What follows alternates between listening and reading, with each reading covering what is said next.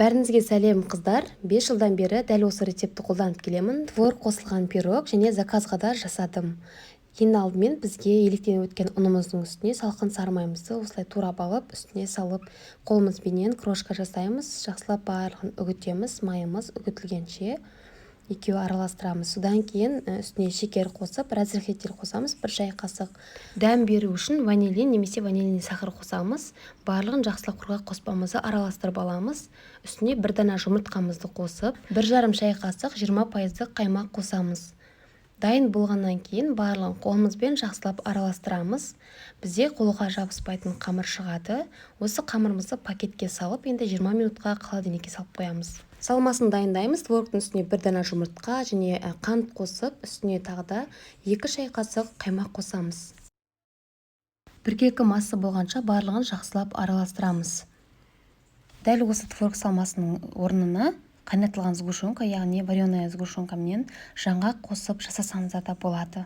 Қамырды дәл осылай жасайсыздар. Осы қамырымыздан 120-130 грамм қамыр алып қаламыз. Біз қазір бетіне өрнек салуға қажет болады. Енді осы қалған қамырымызды оқтаудың көмегімен жайып алып, 24 немесе 26 диаметрлік формаға осылай жайып шығатын боламыз. Барлығын осылай орналастырамыз. 24 және 26-лық диаметрлік пирогтардың формасына келеді. Жан-жағындағы қисық болып тұрған жерлерін, артық жерлерін пышақпенен осылай кесіп аламыз. Және шанышқының көмегімен осылай тесіп шығамыз. Ішіне салмасын салып, бетінің барлығын тегістеп шығатын боламыз. Мен осы пирогтың рецептісін 5 жылдан бері қолданып келемін. Осыны 2 еселеп жасасаңыздар да болады. Қамырын жартысын вареная сгущенка қосып жасасаңыздар, және де осылай творог қосып жасасаңыздар да болады. Енді міне қыздар, жаңа алып қалған қамырымызды ере-ере кескішпенен кесіп шығамыз, немесе пышақпенен де кесіп шықсаңыздар болады. Бетіне осылай барлығын әдемілеп қойып шығатын боламыз. Бұл рецептіні біз заказға да пісірдік.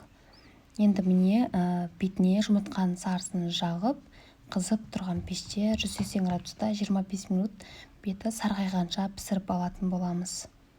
Ең бастысы сары майымызды және қаймағымызды сапалы түрін қолдансаңыздар, дәмді болып шығады, және қайнатылған сгущенка қосатын болсаңыздар да сапалы түрін, ақпайтын түрін қолдансаңыздар, дәмді болып шығатын болады. Менің каналыма тіркелуді ұмытпаңыздар. Қыздар, алдағы уақытта көптеген пирогтың рецептілерімен бөлісетін боламын.